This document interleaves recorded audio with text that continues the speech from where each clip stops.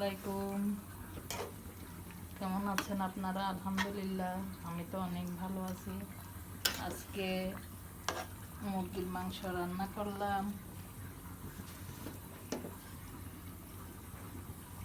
আর মুড়ি ভাজি করলাম, মুরগির মাংস রান্না করলাম, ছাগলের কলিজা রান্না করলাম। সব রান্না শেষ। আজকে আমি রোজা রাখছি, ইফতারের টাইম হয়ে যাচ্ছে। এখন একটু লেবুর শরবত বানাইব,